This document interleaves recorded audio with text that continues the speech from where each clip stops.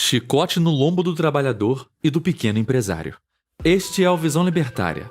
Esse artigo foi sugerido e escrito por Quintessência, revisado por JJ Liber e narrado por mim, Leafar.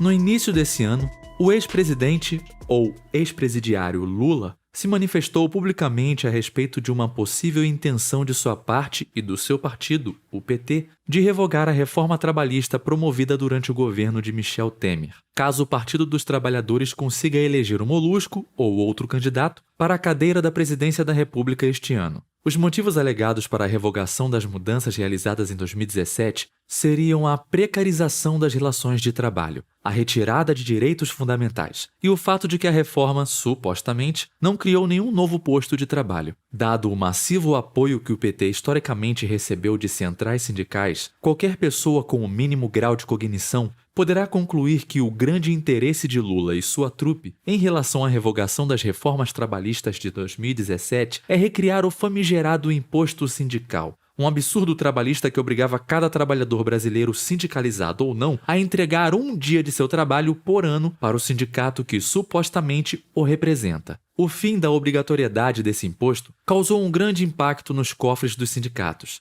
Nada mais natural, então, que o PT trabalhe contra os trabalhadores em favor dos pelegos sindicalistas. O fato é que a reforma trabalhista realizada durante o governo do vampirão Michel Temer, embora tenha realmente flexibilizado algumas imposições legais e tenha eliminado trechos absurdos da legislação trabalhista brasileira, como o citado imposto sindical, foi bastante tímida. Na verdade, podemos dizer que a reforma trabalhista apenas arranhou a superfície de todo o arcabouço jurídico trabalhista brasileiro, que existe a despeito de todo o discurso esquerdista, não para beneficiar o trabalhador, mas sim para justificar a existência de uma classe jurídica especializada na judicialização do trabalho e, o que é mais interessante para o argumento desse artigo, para beneficiar os grandes empresários, e isso tudo em detrimento das micro e pequenas empresas. Exatamente. Afinal, não obstante tenhamos visto com alguma regularidade grandes empresas saírem do Brasil, dentre outras coisas, em função da absurda legislação trabalhista que aqui vigora, o fato é que a CLT e seus desdobramentos são um peso muito maior para os pequenos empreendedores. Uma vez que as leis trabalhistas geralmente não fazem distinção entre pequenas e grandes empresas, todas elas acabam tendo que lidar com a mesma burocracia geral, além de terem que arcar com os mesmos custos e tributos. Grandes empresas conseguem lidar razoavelmente bem com essa questão. Porém, os pequenos empreendedores, que geralmente vivem no limiar da viabilidade econômica, acabam sendo duramente penalizados por essas leis. Uma empresa de grandes proporções possui departamentos contábeis que farão cálculos de todos os impostos envolvidos na contratação de funcionários, bem como de todos os outros acréscimos exigidos pela lei trabalhista brasileira, provisões para 13º, férias remuneradas, plano de saúde, seguro de vida, vale-transporte, vale-alimentação e, naturalmente, uma provisão para futuros processos trabalhistas.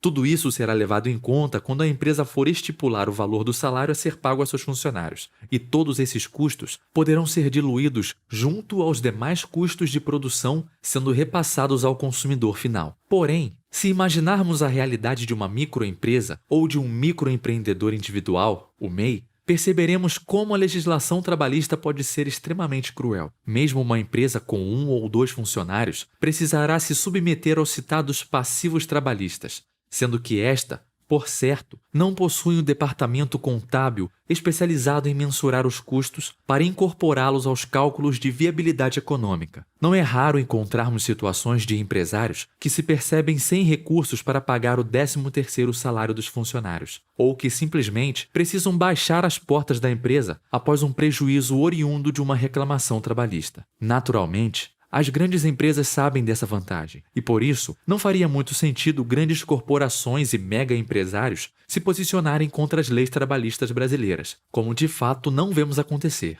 Tal como diversas outras imposições burocráticas estatais, a CLT é um entrave ao crescimento das pequenas empresas, por justamente significar a imposição de um passivo trabalhista que grande parte delas não consegue pagar. As grandes empresas podem, com muito mais facilidade, arcar com esses custos, e uma vez possuindo a garantia de que o pequeno negócio nunca conseguirá se desenvolver nesse país, se tornando um potencial concorrente, a coisa fica ainda mais fácil para as grandes corporações. O pequeno empresário poderia, naturalmente, apelar para a benevolência dos políticos, fazendo pressão para que houvesse uma real facilitação na legislação brasileira. Porém, mais uma vez, esse objetivo esbarra no aspecto econômico. Micro e pequenos empresários não têm dinheiro para praticar lobby junto a parlamentares. As grandes empresas, porém, possuem uma grande quantidade de dinheiro que pode ser destinada a essa prática pouco republicana, e é o que geralmente fazem, não raramente, agindo em favor de mais burocracia e de mais barreiras ao crescimento das pequenas empresas, justamente por isso ser mais vantajoso para sua própria viabilidade econômica. Pense, por exemplo, na questão do pagamento do salário maternidade. A legislação afirma que o pagamento desse benefício às empregadas deverá ser feito pelo INSS. Contudo, tal expediente se dá de forma indireta.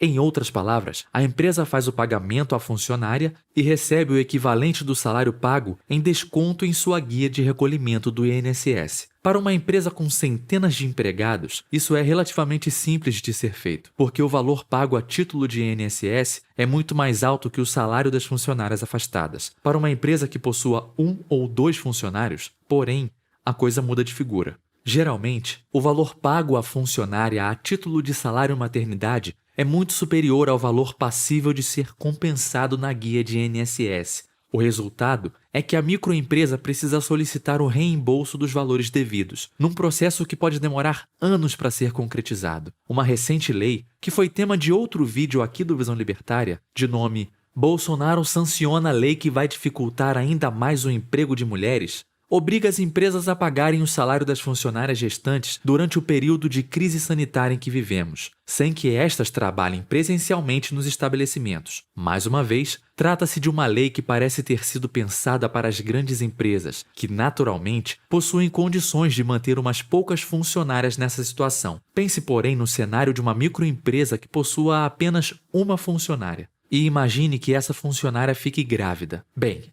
a tragédia está armada e a empresa precisará pagar integralmente o salário dessa empregada, mesmo que ela não trabalhe naquele estabelecimento até o fim de sua gravidez. As micro e pequenas empresas representam 54% de todos os empregos formais criados no Brasil. Em muitos casos, esses estabelecimentos são a porta de entrada para pessoas jovens no mercado de trabalho. Não é raro vermos, em pequenas cidades, meninas ainda em idade escolar tendo sua primeira colocação profissional em uma lojinha de roupas, ou rapazes de pouca idade conseguindo uma vaga de ajudante em uma marcenaria ou serralheria familiares. Qualquer país decente trataria de forma respeitosa essas empresas, considerando-as verdadeiras escolas preparatórias para a vida adulta. Porém, não estamos em um país decente. Nós estamos no Brasil. E aqui, o empresário é o bandido da história. E megacorporações estão sempre perto dos políticos, despejando rios de dinheiro para garantir sua hegemonia, sufocando o crescimento do pequeno empresário. A existência de uma atrocidade legal, como a legislação trabalhista brasileira, apenas se justifica se considerarmos que todo esse aparato burocrático gera e mantém toda uma classe de funcionários públicos bem remunerados e seus agregados.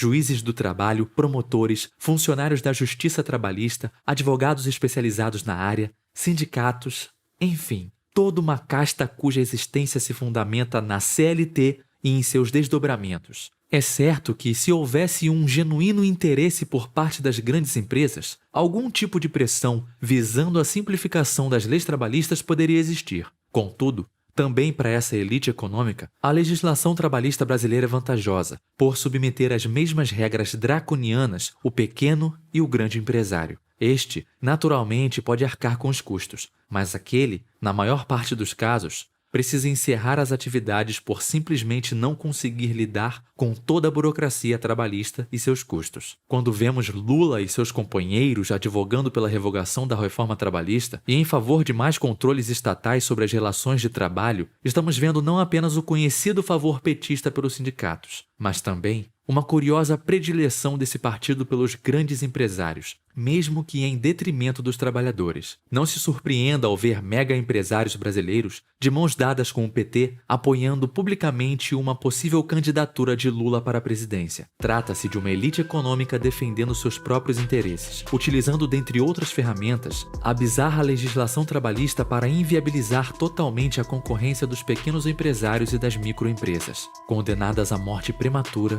no país da burocracia. Obrigado por sua audiência. Se você gostou desse vídeo, clique no ícone de curtir abaixo e compartilhe o vídeo em sua rede social. Se você deseja ser notificado de outros vídeos, clique em se inscrever e depois no ícone de campainha. Um abraço e até a próxima.